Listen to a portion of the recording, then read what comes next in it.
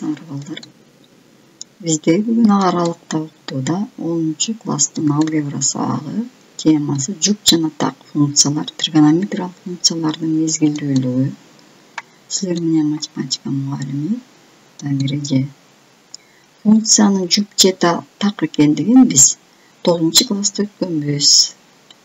Карайлы, берилген функциянын жүк же так экендигин далилдөө үчүн биз өзгөрмө x-га аргументке минус x деген маанини берсек, анда ал плюс x-га барабар болсо, биз аны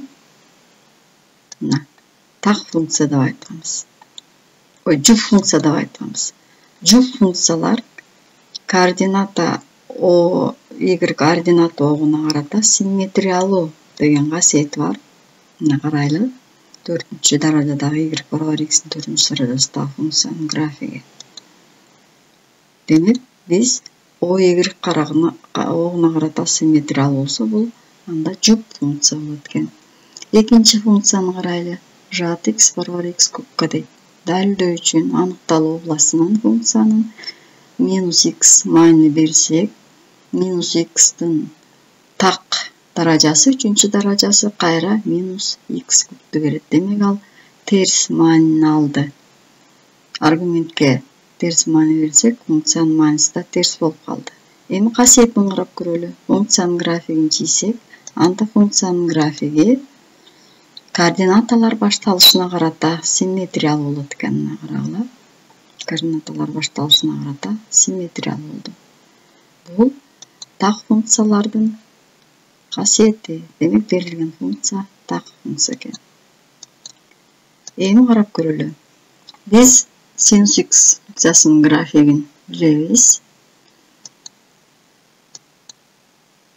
Синус x функциясынын аныкталуу областынан минус маанини берсек, анда синус x минус синус x болот экен. Демек, бул функция эмне болот экен бизге?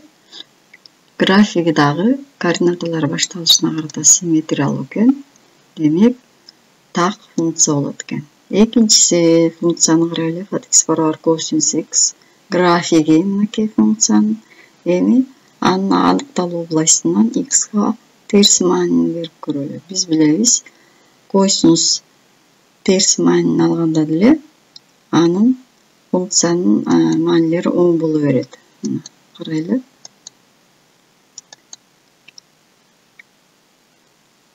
Демек, ал жүк функция болот экен. Тангенс аныктаманын негизинде так функция болот. Котангенс дагы терс аргументке терс маани бергенде терс функциянын мааниси да терс болгон үчүн так функция болот. Эми тригонометриялык функциялардын мезгилдүүлүгү кандай болот дейт. Мынакей кандайдыр бир функцияны карайлы дагы. Карасаңар, бул аралыктан буга чейин функциянын графиги кайра кайталанып атат. Мынакей. Бул жерде биз анын канча жолу кайталанганын көрдүк. Ушул кайталанган учурда биз функциянын мезгили деп айтат экенбиз, берилген функциянын. Эми дагы бир функцияны карап көрөлү. Бул кандай болуп кайталанып атат? Карагыла, 0-дон 2-ге чейинки аралыкта мынакей кайра бул дагы функциянын мезгили. Эми тригонометриялык функцияларды карап көрөлү. Бул 0-дөн баштап функциянын графиги кайталанып атат. Демек, ушуну биз мезгил деп айтат экенбиз. Эми карап көрөлү. Y барабар синус x функциясынын мезгили 0-дон баштап 2π-ге чейин экен. Ошону биз t деген тамга менен белгилейбиз. Синус x плюс 2π мезгилин кош койсок, кайра эле синус функциясын алат экенбиз. Косинусту карап көрөлү. Косинустуку минус 2-ден π-ден 2-ден 3π-ге чейинки мынакей аралыкты карайлы дагы. Косинус x функциясынын мезгили дагы 2π-ге барабар экен. Кайра косинус функциясынын алдына графиги башка түстө көрүнүп турат. Y барабар синус x жана y барабар косинус x функциялары эң кичине оң мезгили 2 пиге барабар экен. Эле алдыдагы формулада көрдүк. Ал эми тангенс котангенстердин эң кичине оң мезгили пиге барабар экен. Биз муну 9-класста келтирүүнүн формулаларынан да билебиз. Эсиңерге салсаңар, т мезгил. Мезгил бул грек сөзүнөн алынган экен. Периодос, кыдыруу, айлануу, убакыттын ченелүү айлануусу дегенди билдирет экен. Т мезгилдүү функциянын графигин түзүү үчүн т узундуктагы кесиндиде жүргүзүү жана андан кийин алынган графикти OX огун бойлото оңго жана солго N T аралыгына параллель көчүрүү жетиштүү болот экен. Параллель көчүрүп коебуз. Анан биз мезгилдүү функциянын графигин алабыз.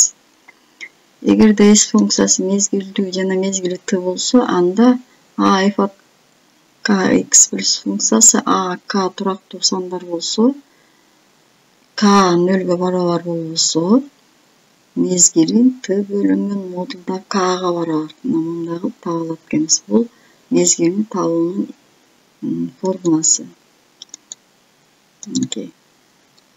Эң кичине мезгил синустук 2 пи, косинустук 2 пи, тангенстик 2 пи, котангенстик 2 пи. Мына морикинин мезгилин таап көрөлү.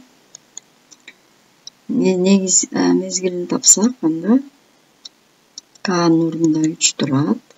Формулага коебуз. 2 пи 3-төн 2 пи жобу 3-төн 2 пи. Экинчи функциянын мезгилин табалы.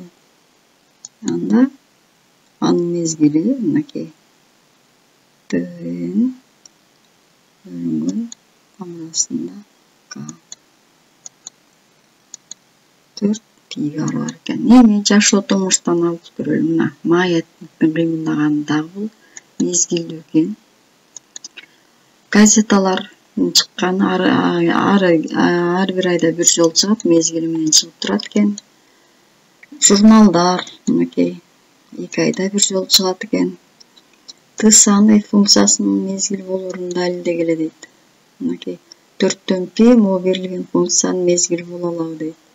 Далилдейбиз. Алдыдагы формуланы колдонобуз. Демек, далилденди. Экинчи функцияны да ошондой эле далилдейбиз. Т барабар 2-ден пи берилген функциянын мезгили боло алат экен. Үйгө тапшырма. Сабакты көрүп түшүнүп дептерге жазгыла. Окуу китебиндеги номер 62 көнүгүүнүн В-сын, Г-сын чыгаргыла, анан 64 көнүгүүнүн А-сын, В-сын чыгаргыла. Кийинки сабакта жолугушкуча саламатта болуңуз.